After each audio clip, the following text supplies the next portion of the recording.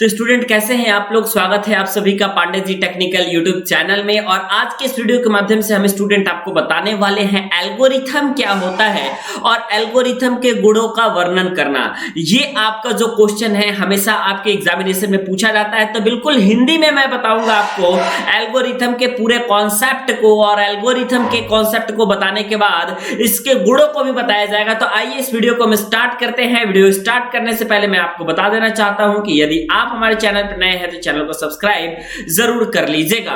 तो एल्गोरिथम क्या होता है कि एल्गोरिथम किसी भी समस्या को हल करने के लिए जो प्रयोग की जाने वाली जो वेल डिफाइन और चरणबद्ध प्रक्रिया होती है उसी को हम एल्गोरिथम कहते हैं। तो आइए हम इसको लिखते हैं कि किसी भी समस्या को हल करने के लिए, ठीक है, प्रयोग की जाने वाली, किसी भी समस्या को हल करने के लिए प्रयोग की जाने वाली जो आपकी चरणबद्ध प्रक्रिया होती है, चरणबद्ध प्रक्रिया जो आपकी होती है, इसी चरणबद्ध प्रक्रिया को हम क्या कहते हैं? तो इसी चरणबद्ध प्रक्रिया को हम एल्गोरिथम कहते हैं, ठीक है। एल्गोरिथम एक्चुअली में क्या होता है कि किसी भी प्रॉब्लम अगर आपके सामने है उसको प्रोग्रामिंग के द्वारा अगर आपको सॉल्व आउट करना है तो उसके लिए आपके पास जरूरी है कि उस समस्या को सॉल्व करने के लिए कोई ना कोई आपको स्टेप्स लेने होंगे जो कि एक प्रकार के आपके फाइनाइट स्टेप होंगे। और इसी फाइनाइट स्टेप में आपको क्या करना होगा कि उस समस्या को दूर कर देना होगा। तो इसीलिए यहां पे आपका करेक्ट डेफिनेशन ये बनता है कि किसी समस्या को सॉल्व करने के लिए प्रयोग की जाने वाली वेल डिफाइन और चरणबद्ध प्रक्रिया को ही हम क्या कहते हैं? एल्गोरिथम कहते हैं, ठीक है। तो किसी भी प्रॉब्लम को सॉल्व करने के लिए प्रोग्राम बनाते हैं जो कि एक प्रोग्राम किसी न किसी एल्गोरिथम पर आधारित होता है, और वो एल्गोरिथम जो होता है आपका वो बिल्कुल आपका स्टेप बाय स्टेप होता है। तो आइए हम एक और सेंटेंस लिखते हैं और इसी सेंटेंस को बिल्कुल आपके एग्जामिनेशन में भी लिखना है। तो मैं लिखता हूं कि किसी भी प्रॉब्लम को सॉल्व करने के लिए प्रोग्रामिंग में आपका है, कोई भी आपका समस्या आता है कंप्यूटर में तो आपको लिखना होता है कि किसी भी, ठीक है, किसी भी प्रॉब्लम को सॉल्व करने के लिए, मतलब किसी भी समस्या को हल करने के लिए, किसी भी प्रॉब्लम को सॉल्व करने के लिए हमारे पास क्या होता है? कोई ना कोई एक प्रोग्राम लिखना पड़ता है। और ये जो प्रोग्राम आपका लिखना पड़ता है तो प्रोग्राम को लिखने से पहले, है ना, आपको एक एल्गोरिथम बनाना पड़ता है। और प्रत्येक प्रोग्राम जो होता है आपका एल्गोरिथम पर ही आधारित होता है। और ये जो एल्गोरिथम होता है इसको हम लोग स्टेप बाय स्टेप प्रोसेस भी आपका कहते हैं। ये एल्गोरिथम कैसा होता है? तो बिल्कुल आपका स्टेप बाय स्टेप प्रक्रिया होती है, ठीक है, जो प्रॉब्लम को समझकर उसे सॉल्व करने में सहायक होती है, ठीक है। और ध्यान दीजिएगा आप लोग, जैसे कि मैं आपको बताता हूं उदाहरण के तौर पे कि अगर मैं कहूं आपसे कि आपको दाल बनानी है तो दाल बनाने से पहले आपके पास जो है माइंड में ये चलेगा, आप सोचेंगे कि उस दाल को बनाने के लिए हमारे पास कौन कौन से स्टेप्स होंगे।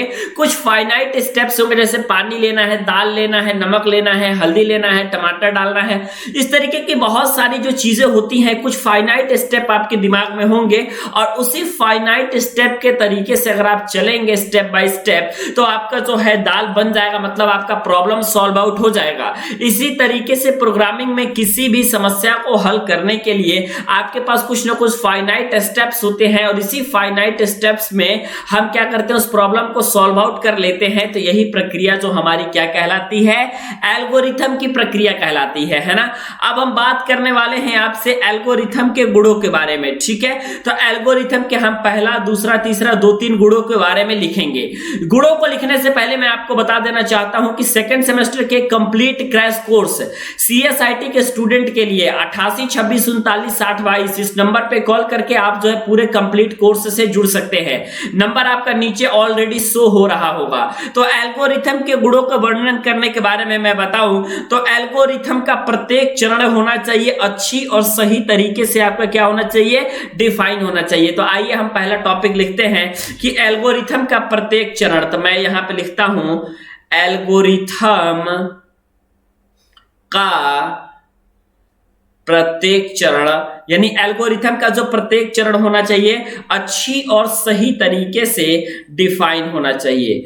अच्छी और सही तरीके से डिफाइन होना चाहिए। ठीक है, ये आपका जो होता है ये पहला एल्गोरिथम का प्रॉपर्टी होता है कि अच्छी और सही तरीके से आपका जो एल्गोरिथम का प्रत्येक चरण है ये बिल्कुल आपका डिफाइन होना चाहिए। ठीक है, और एल्गोरिथम किसी भी कंप्यूटर लैंग्वेज में इंप्लीमेंट करने के योग्य होना चाहिए। तो हम दूसरा लिख लेते हैं कि किसी भी कंप्यूटर लैंग्वेज में, आपको पता है कि ऐसा नहीं है कि एक सी लैंग्वेज ही आपका है, आपका जो है सी लैंग्वेज भी होता है, सी प्लस प्लस लैंग्वेज भी होता है, जावा भी होता है, पाइथन भी होता है, डिफरेंट टाइप ऑफ आपके लैंग्वेजेस होते हैं। तो आपका एल्गोरिथम ऐसा होना चाहिए जो कि किसी भी कंप्यूटर लैंग्वेज में, मतलब हर कंप्यूटर लैंग्वेज में आपका ये क्या हो, आपका सुटेबल हो। तो इसी को हम लोग कहते हैं आपके एल्गोरिथम का ये एक अच्छा गुण होता है। ठीक है, और हमेशा एल्गोरिथम जो होना चाहिए ये कुछ चरण के बाद टर्मिनेट अवश्य होना चाहिए। तो नेक्स्ट स्टेप आपका ये है कि एल्गोरिथम कुछ चरण के बाद, एल्गोरिथम कुछ चरण के बाद टर्मिनेट अवश्य होना चाहिए। ठीक है, और एल्गोरिथम कुछ चरण के बाद टर्मिनेट आपका अवश्य होना चाहिए। यदि इस तरीके का आपका गुण आ रहा है, इसका मतलब ये है कि ये आपके एल्गोरिथम का गुण है ना। मतलब कि आपने अभी तक ये समझा कि एल्गोरिथम होता क्या है बिल्कुल हिंदी में, और एल्गोरिथम के गुण क्या होते हैं। अगर आपको कंप्यूटर में किसी दो नंबर को जोड़ना है या फिर कंप्यूटर में किसी दो नंबर को घटाना है, तो दो नंबर को जोड़ने से पहले भी उसका एल्गोरिथम होगा, दो नंबर को घटाने से पहले भी उसका एल्गोरिथम होगा।